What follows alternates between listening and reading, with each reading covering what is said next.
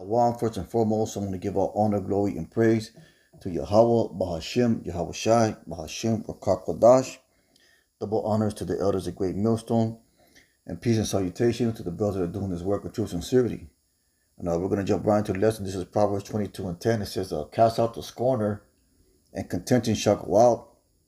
Yea, strife and reproach shall cease. So you gotta be careful what type of individuals that you surround yourself with, or who you keep company with. You gotta be around like-minded individuals, like-minded men. Let's go ahead and get that. Because that's that old saying: the birds of a feather flock together. Let's see here. So, in this truth, you are to separate yourself from those that are not of benefit to you, or not in the same spiritual level that you are, or believing in this truth.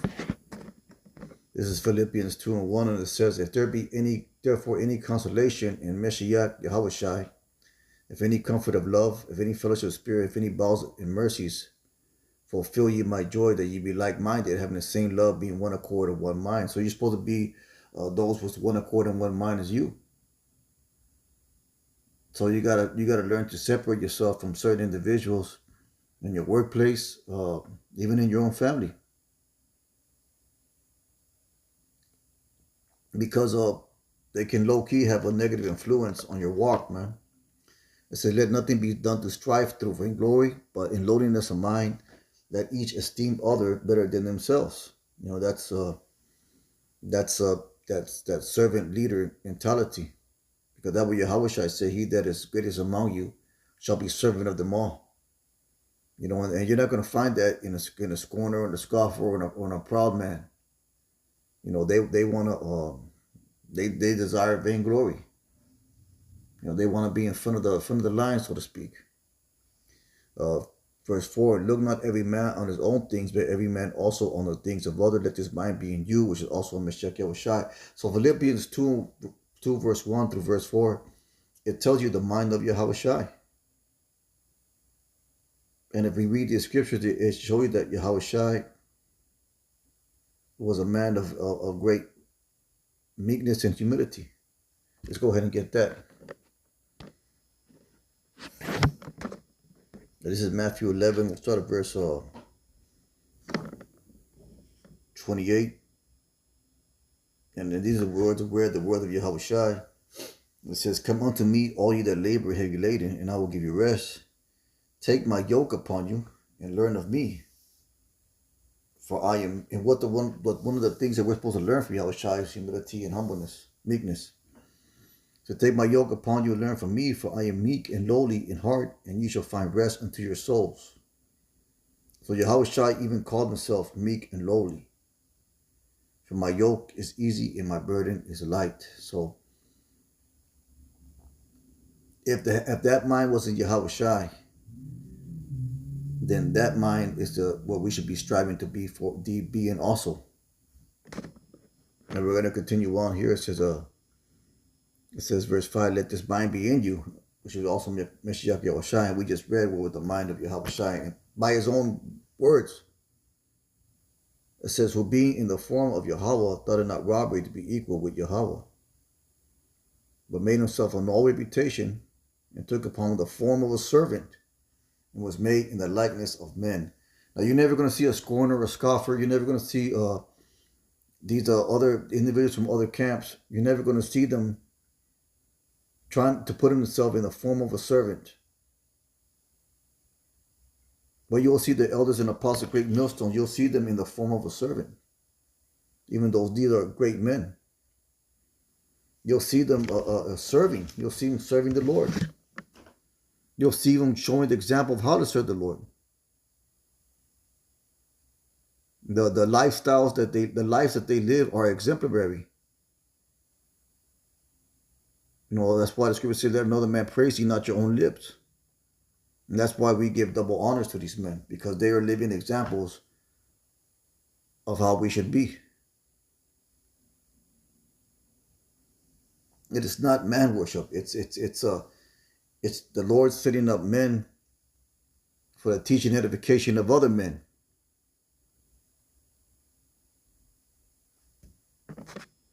So let's keep on going with that. It's verse 8, and being found in fashion as a man, he humbled himself and became obedient to death, even the death of the cross. And guess what? You're called to do the same as well.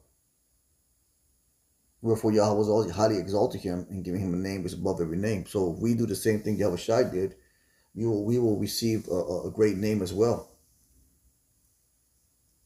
So these are the mindsets, man. These are the mindsets that you got to have. And you're not to fall in line with these corners. You're supposed to be able to take rebuke, to take correction. Let's get a few more scriptures. This is Proverbs 9:6. So forsake the foolish and live, and go on the way of understanding. Now pride and foolishness are synonymous with each other. When you read the scriptures, pride is foolishness. Pride comes before the fall. And a foolish man's ultimate outcome is a fall. So pride and foolishness go hand in hand.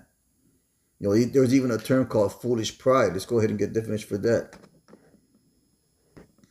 This is the definition for foolish pride. It says foolish pride is a type of extreme or dangerous overconfidence that can lead to a fall from grace.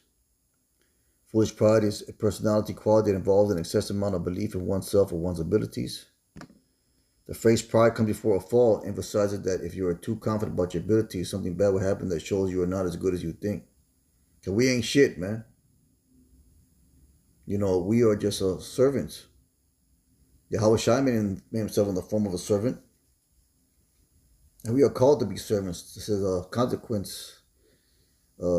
Synonyms of foolish pride include hubris, vanity, arrogance, ego, and pridefulness. This is the quality or state of being proud, an unreasonable overestimation of one's own superiority in terms of talents, look, loving points, etc. So you got to be humble, man. You got to be humble in this thing. You got to learn to have humility. Let's go ahead and pull that out. And a scorner's not gonna. He's not gonna have that. Let's go ahead and get back to this here. Salak. So once again, Proverbs 9:6, forsake the foolish live and go in the way of understanding. He that reproves a scorner, get unto himself shame. He that rebukes a wicked man, get himself a blot. Reprove not a scorner, lest he hate thee. Rebuke a wise man, and he will love thee. That's the niggers for you. That's 2/3 of our people. That's your niggers and spics. Niggers and spics, 2/3. They don't like to be told anything. They don't like to be told nothing. You got to be of the mindset where you have the ability to be criticized, to be told something for your own benefit.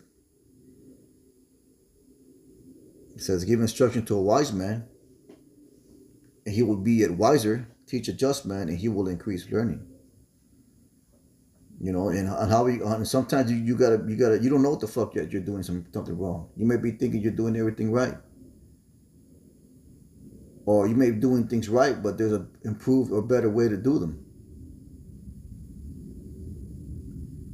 That's why we seek out the experience, the wisdom and knowledge of those men with experience, of men who've been through different things. Learn from another man's mistakes is always a great lesson.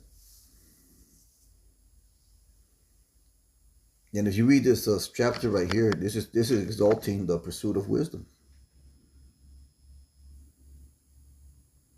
And then also, you got to be able to learn to take criticism, and that takes meekness. Let's get Psalms 141. Psalms, and you should, and you should be your own worst critic. You should be your own worst critic. You should give yourself a harder time than anybody else. The great men of the Bible, they have one of the things they had all in common was humility and meekness and a servant mindset. From Noah from Abel to Zechariah, like the scripture says. King David, all those, they had a mindset of humility and humbleness. This is a Psalm of David, Psalm 141. And I'll start at verse 5. It says, let the righteous smite me. It shall be kindness. It shall be a kindness. And let him reprove me, for it shall be an excellent oil. But shall not break my head, for yet my prayer also shall be in their calamities. So it said, let the righteous smite me, and it shall be kindness. I'm going to get that in the NLT. So, yes, we can keep that.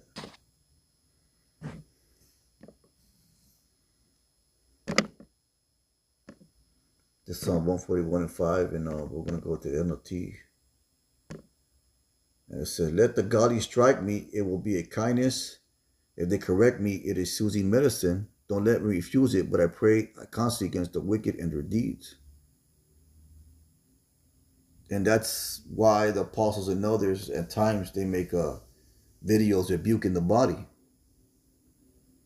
Or there'll be a point in their video where they yelling at brothers, man. They yelling.